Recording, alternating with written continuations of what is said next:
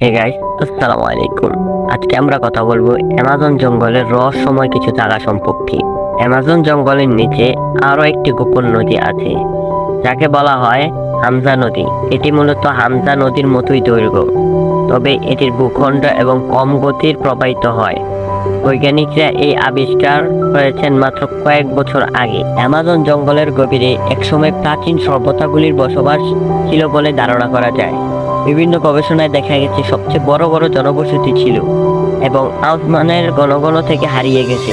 এমনকি কিছু মানুষ বিশ্বাস করে যে সেখানে অনেক অজানা উপজাতি বসবাস রয়েছে।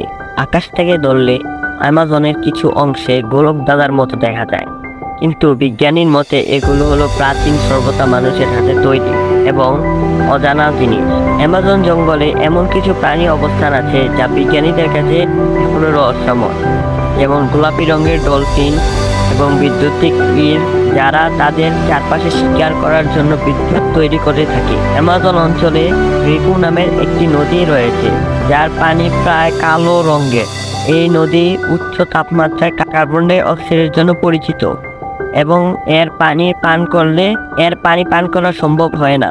অ্যামাজনের এল ডোরাডো নামের একটি পুরনো শহরের কথা বলা যায়, যা সোনার মুখরুনু এবং অভিযাত্রী অ্যামাজনের গভীরে এই সোনার শহর বসতে গিয়েছিল, কিন্তু কেউ সফল হতে পারেনি। এটি এখনো রহস্যময় হয়ে গেছে। এখন আমরা জানবো অ্যামাজনের ঔষধি গাছ সম্পর্কে। অ্যামাজনের গাছপালা থেকে প্রায় 25% আধুনিক ওষুধ তৈরি হয়, তবে বিজ্ঞানীদের মতে এখনো অনেক ঔষধি গাছ রয়েছে যা আবিষ্কৃত হয়নি এবং যার মধ্যে অনেক রোগের চিকিৎসা লুকিয়ে থাকতে পারে। এবার আমরা কথা বলবো অ্যামাজনের রহস্যময় মাছ সম্পর্কে। পিরানা নামে পরিচিত এই মাছ অ্যামাজনের জঙ্গলের নদীতে বাস করে, যা খুবই ভয়ঙ্কর।